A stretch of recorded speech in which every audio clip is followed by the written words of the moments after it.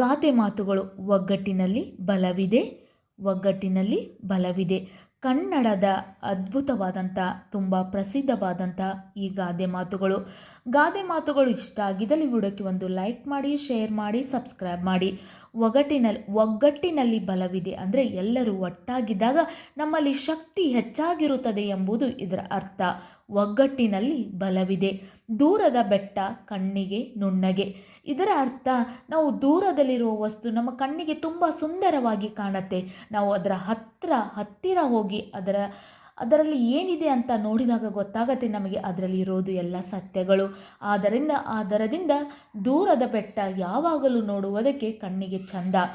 ಆದರೆ ನಾವು ಯಾವುದೇ ವ್ಯಕ್ತಿ ಆಗಿರ್ಬೋದು, ಯಾವುದೇ ವಸ್ತು ಆಗಿರಬಹುದು, ಅದರ ಹತ್ತಿರದಿಂದ ಹೋಗಿ ಅದನ್ನು ನೋಡಿದಾಗ ಮಾತ್ರ ನಮಗೆ ಅದರ ಒಳಗಿರುವಂಥ ಪ್ರತಿಯೊಂದು ಗೊತ್ತಾಗತ್ತೆ ಎಂದು ಈ ಗಾದೆ ಮಾತು ತಿಳಿಸುತ್ತೆ.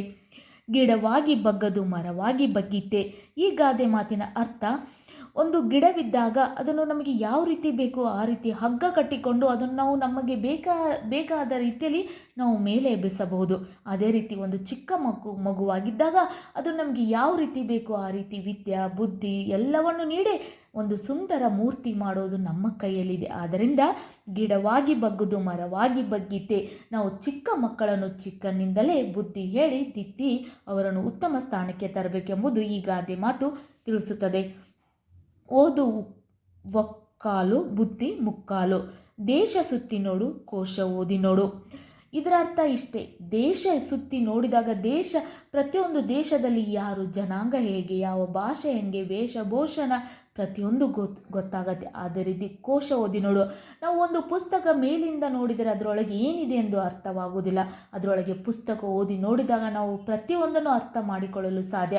ಅದೇ ರೀತಿ ದೇಶ ಸುತ್ತಿ ನೋಡು, ಕೋಶ ಓದಿ ನೋಡು ಎಂಬ ಗಾದೆ ಮಾತು ತುಂಬ ಪ್ರಸಿದ್ಧವಾಗಿದೆ ಅಂತ ಹೇಳ್ಬೋದು. ಶಕ್ತಿಗಿಂತ ಯುಕ್ತಿ ಮೇಲು. ಈ ಗಾದೆ ಮಾತು ನಮ್ಮಲ್ಲಿ ಎಷ್ಟೇ ಶಕ್ತಿ ಇದ್ದರೂ ನಮ್ಮಲ್ಲಿ ಬುದ್ಧಿಶಕ್ತಿ ಬಹಳ ಮುಖ್ಯ ಎಂದು ಈ ಗಾದೆ ಮಾತು ತಿಳಿಸುತ್ತದೆ. ಸತ್ಯಮೇವ ಜಯಂತಿ. ಸತ್ಯಕ್ಕೆ ಯಾವತ್ತೂ ಶಕ್ತಿ, ಸುಳ್ಳಿಗೆ ಯಾವತ್ತೂ ಶಕ್ತಿ ಇರಲು ಸಾಧ್ಯವಿಲ್ಲ. ಸತ್ಯ ಯಾವತ್ತಿದ್ರೂ ಗೆಲ್ಲತ್ತೆ, ಸುಳ್ಳು ಯಾವತ್ತಿದ್ರೂ ಸೋಲತ್ತೆ. ಹಿರಿಯಕ್ಕನ ಚಾಲಿ ಮನೆ ಮಂದಿಗೆಲ್ಲ. ವೇದ ಸುಳ್ಳಾದರೂ ಗಾದೆ ಸುಳ್ಳಾಗದು. ಮಾತು ಆಡಿದರೆ ಹೋಯ್ತು, ಮುತ್ತು ಒಡೆದರೆ ಹೋಯ್ತು. ಮಾಡಿದುಣ್ಣೋ ಮಹಾರಾಯ. ಯುದ್ಧ ಕಾಲದಲ್ಲಿ ಶಸ್ತ್ರಾಭ್ಯಾಸ. ಊಟ ಬಲ್ಲವನಿಗೆ ರೋಗವಿಲ್ಲ, ಮಾತು ಬಲ್ಲವನಿಗೆ ಜಗಳವಿಲ್ಲ. ಅಡಿಕೆಗೆ ಹೋದ ಮಾಣ ಆಣೆ ಕೊಟ್ಟರೂ ಬಾರದು. ಅಂಗೈ ಹುಣ್ಣಿಗೆ ಕನ್ನಡಿ ಬೇಕೇ, ಬೇಲಿಯ ಎದ್ದು ಹೊಲ ಮೇಯ್ದಂತೆ. ಈ ಗಾದೆ ಮಾತುಗಳು ತುಂಬ ಪ್ರಸಿದ್ಧವಾಗಿದೆ. ನಿಮಗೂ ಕೂಡ ಈ ಗಾದೆ ಮಾತುಗಳು ಇಷ್ಟ ಆಗಿದ್ದಲ್ಲಿ ವಿಡಿಯೋಗೆ ಒಂದು ಲೈಕ್ ಮಾಡಿ, ಶೇರ್ ಮಾಡಿ, ಸಬ್ಸ್ಕ್ರೈಬ್ ಮಾಡಿ. ಮತ್ತೆ ಯಾವುದೇ ಗಾದೆ ಮಾತಿನ ವಿವರಣೆ ಬೇಕಿದ್ದರೆ ಕಮೆಂಟ್ ಮೂಲಕ ತಿಳಿಸಿ. Thank you.